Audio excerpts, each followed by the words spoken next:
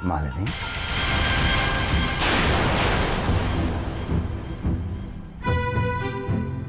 रुको मालिनी, क्यों नजरें चुराकर बिना मुझसे बात किए क्यों जा रही है? क्यों? तुम्हें क्या लगता है कि मैं तुमसे नाराज हूं? नहीं बेटा, बिल्कुल भी नहीं। बल्कि मुझे तो इस बात की बेहद खुशी है, कितने बड़े हादसे से तुम उभर कर आई हो। तुम जिंदा हो, बल्कि तुम तो हमारे लिए एक फरिश्ते की तरह हो। तुम्हारी वजह से हमारा बेटा अविनाश भी बच गया।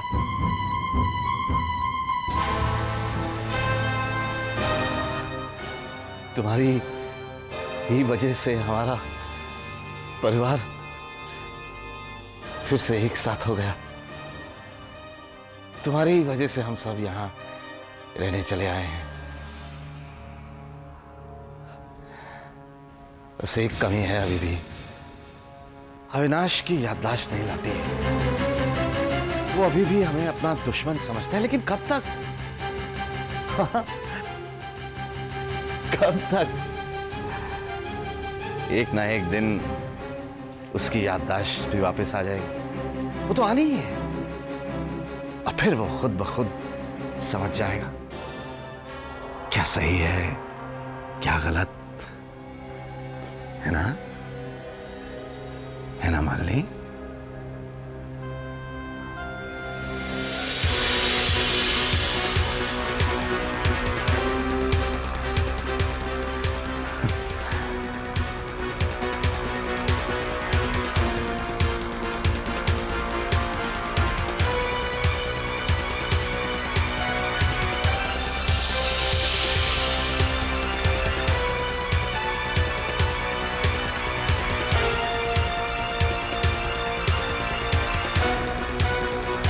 मालिनी,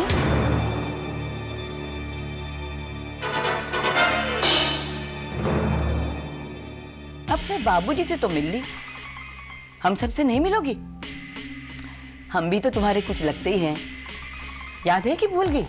जहां तक मेरा अंदाजा है, याददाश्त सिर्फ अविनाश की गई है। फिर तुम हमारे साथ इतना अनजानों जैसा व्यवहार क्यों कर रही हो? नजरें तो इस तरह फैला रही हो जैसे मन में कोई चोर हो। और अगर मन में कोई चोर भी है मालिनी, तो उसमें शर्माने वाली कौन सी बात है?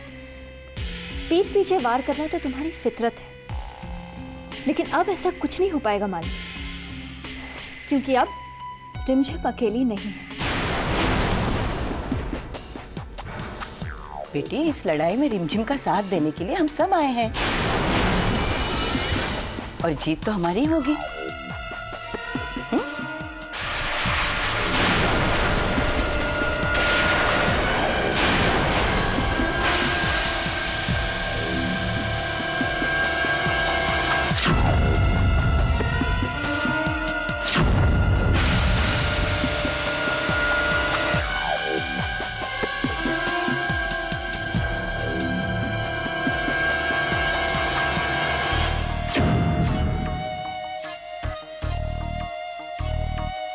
What the hell, वकील साहब? अगर आपसे इतना छोटा सा काम नहीं होता तो आपको हायर करने का फायदा ही क्या है? क्यों मैं आपको इतनी बड़ी फीस देता हूं? ये सुनने के लिए कि Anand Saxena ji, I am helpless? Go into your law books. कोई ना कोई लूप होल होगा वकील साहब, कोई ना कोई लूप होल होगा जिसकी वजह से हम इस भवानी शंकर को इस घर से धक्के मार के बाहर निकाल सकते हैं। Go and find out the loop hole. नहीं नहीं नहीं, मुझे कोई सॉरी, कोई एक्सक्यूज नहीं सुनना है आपका। मुझे रिजल्ट्स चाहिए। And do you understand that वकील साहब? मुझे रिजल्ट्स चाहिए। आई एम हेल्पलेस माय फुट। क्या हुआ आनंद जी? वकील साहब से बात कर रहे थे ना, क्या कहा उन्होंने? वही जो भवानी शंकर शर्मा का वकील कहता है कि अगले 10 महीनों तक भवानी शंकर इसी घर में हमारे साथ रहेगा। मुझे तो ये लोग बहुत चालाक लगते हैं। है कौन ये भवानी शंकर? इस बंगले का पुराना मालिक। ये बंगला मैंने उससे खरीद लिया था, लेकिन इस बंगले को खाली करने के लिए ये लोग राजी नहीं थे। पता नहीं कहां से स्टे ऑर्डर ले आए। बहुत तरकीबें लड़ा के, बहुत बेइज्जत करके मैंने इन्हें घर से बाहर निकाला था। लेकिन आज फिर मेरे घर में घुस आए हैं।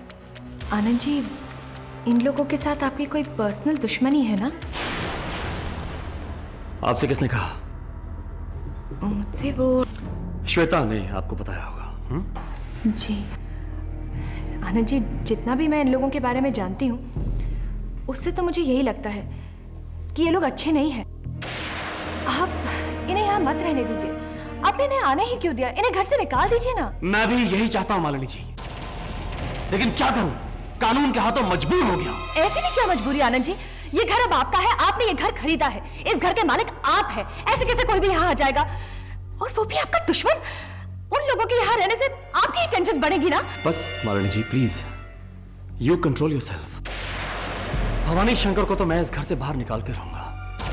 ऐसे छोटे लोगों से निपटना मुझे बहुत अच्छी तरीके से आता है।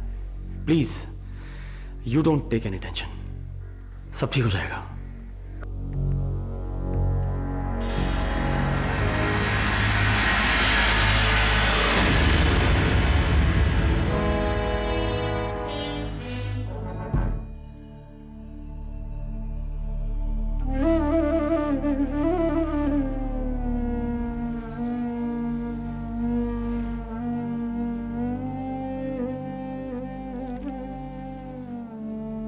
प्रतीक की याद आ रही भाभी?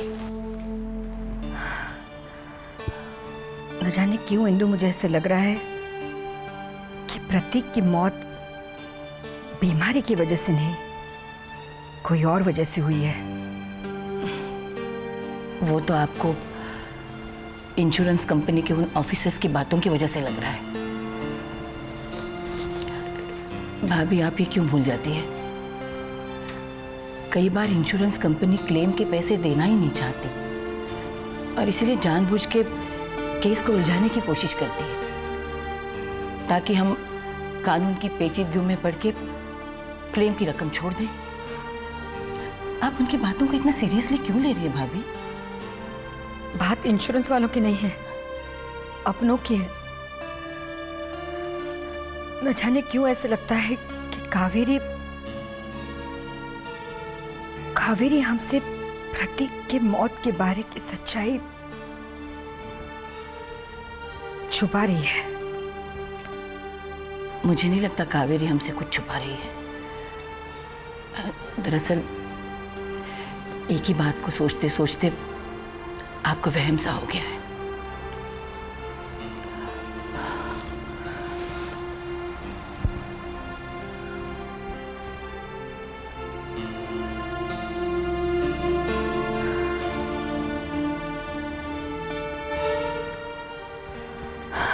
काश ये मेरा वहम ही हो।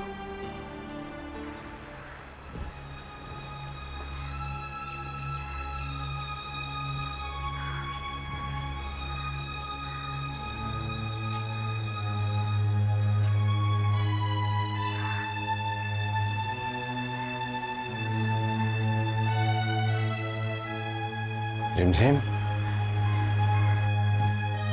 रिमझिम। बाबूजी, अरे बस बस, सदा सुहागर रहे बेटा। मैं तो भगवान से बस यही प्रार्थना करता रहता हूं कि तुझे और अविनाश को फिर से एक कर दे जल्दी से। हम भी गोपाल जी से यही प्रार्थना करते हैं बाबूजी कि पहले की तरह हम लोग फिर साथ में रहने लगे। हाँ तो तू चिंता मत कर बेटा, बहुत रहम दिल है वो, हमारी विनती जरूर सुनेगा।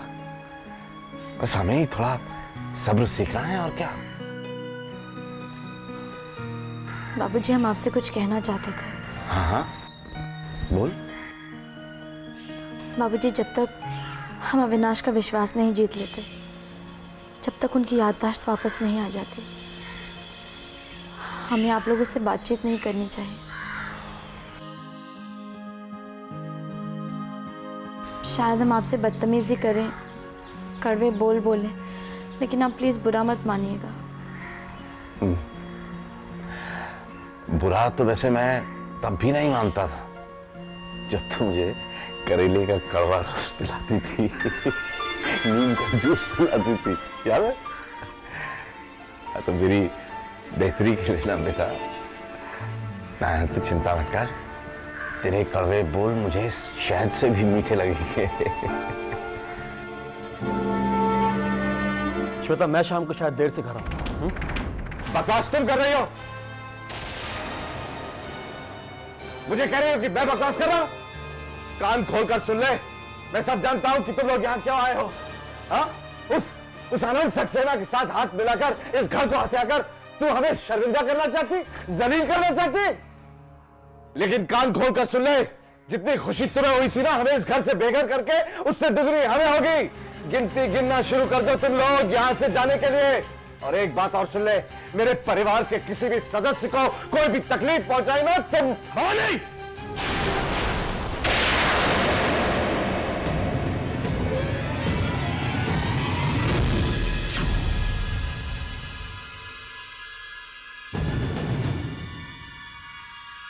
ये आनंद सक्सेना की मेहमान है और कोई भी ऐरा गहरा उससे बदतमीजी से बात करने की कोशिश नहीं कर सकता।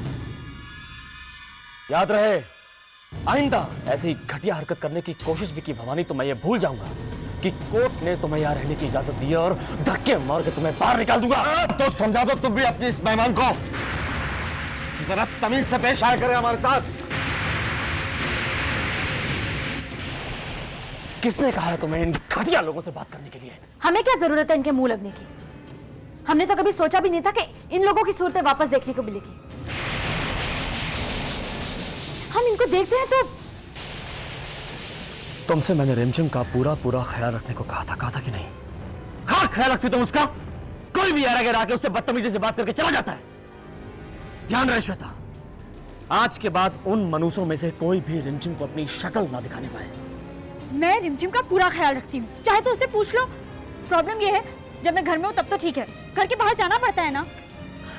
श्वेता, अगर यही बात तुम मुझे पहले बता देती तो कोई प्रॉब्लम ही नहीं होती। आनंद जी, मैं आपके घर में मेहमान हूँ, लेकिन आप पे बोझ नहीं बनना चाहती। आप दोनों को यही चिंता है ना कि रिमझिम का ख्याल कौन रखेगा। अगर आपकी इजाजत हो तो रिमझिम का पूरा ख्याल मैं रखूंगी।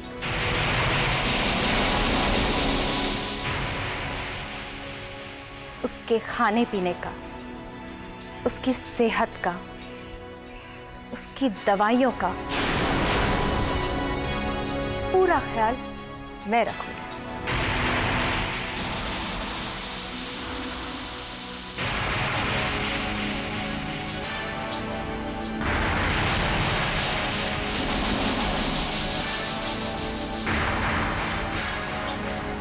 कुछ बात करनी थी आपसे। हाँ, कोई प्रॉब्लम? हाँ, प्रॉब्लम तो है। वो कावेरी की खामोशी, मैं कुछ समझा नहीं बीवी। समझ में तो मेरी भी नहीं आ रहा। मैं जब भी कावेरी से प्रतीक की मौत की बात करती हूँ वो खामोश हो जाती है। तो भूल जाओ ना उस बात को। क्यों उस बात को याद करके खुद भी दुखी होती हो, बाकी सबको भी दुखी करती हो? आपके लिए भूलना आसान होगा जी, लेकिन एक माँ का दिल तो बेटे के नाम से ही धड़कता है, चाहे वो साथ हो या ना हो। कुछ बात तो है जो कावेरी हमसे छुपा रही है, और वो क्या है वो मैं हर हाल में जानकर रहूंगी।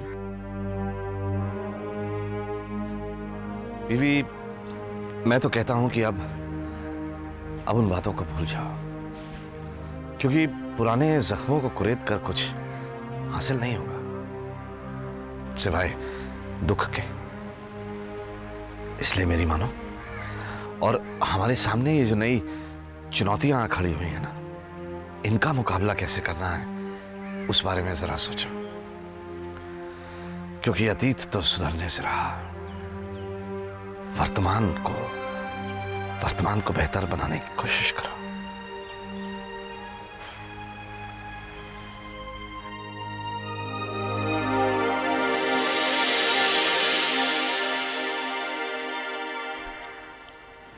रिंकी बिटिया, रिंकी बिटिया,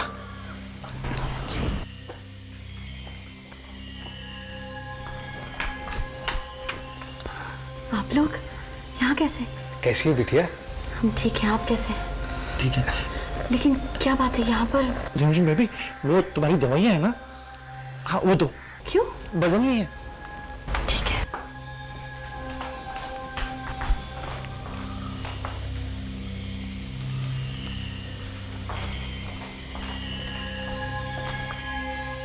ये लीजिए। ये क्या है? ये असली दवाइयाँ और ये नकली।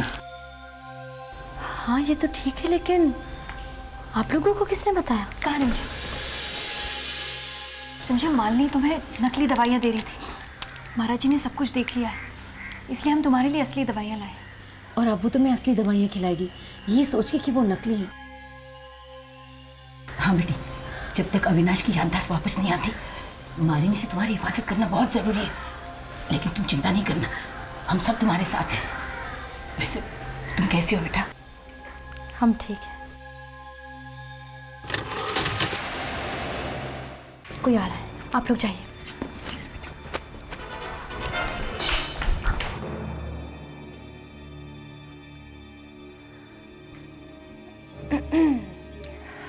पूजा हो गई तुम्हारी?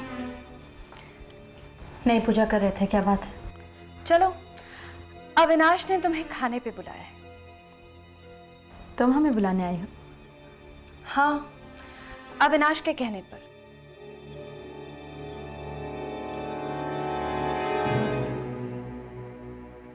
तुम चलो, हम पूजा करके आते हैं। रिमझिम, कल अविनाश का एक नया रूप तुमने हमें दिखाया था। आज मैं तुम्हें कुछ दिखाती हूँ। रिमझिम, रिमझिम संभालो अपने आप को। क्या कर रही हो रिमझिम? नहीं, ऐसा मत करो। सब ठीक हो जाएगा रिमझिम, ऐसा मत करो। रिमझिम, रिमझिम, क्या तुम क्या कर रही हो? रिमझिम बेटा। आनंद जी, आनंद जी जल्दी आइए। आनंद जी, क्या कर रही हो तुम? क्या हुआ मालिनी जी, चिल्ला क्यों नहीं है आप? आनंद जी, ये देखिए ना, ये भवानी शंकर पता नहीं रिमझिम से क्या क्या कह रहे थे। उसकी तबीयत ठीक नहीं है, फिर भी उसके साथ बदतमीजी कर रहे हैं, धमका रहे हैं उसे। बस मालिनी जी, कुछ और कहने की जरूरत नहीं है। भवानी, हर इंसान में शर्म, गैरत नाम की एक चीज होती है, लेकिन तुम जैसा बेशर्म बेगैरत इंसान मैंने आज तक नहीं देखा। तुम्हारी बेइज्जती करते करते मुझे शर्म आने लगी है भवानी। क्या कुछ नहीं किया तुम्हारे साथ मैंने? थप्पड़ मारा तुम्हें, धक्के मार के तुम्हारे परिवार के सामने तुम्हें धिक्कारा है मैंने, लेकिन तुम्हारे आत्मा पे कोई असर नहीं होता। अपनी उम्र तक का तुम्हें तकाजा नहीं है भवानी। तुम्हारी जगह कोई और बूढ़ा आदमी होता भवानी तो अपने परिवार के साथ चुल्लू भर पानी में डूब मरता।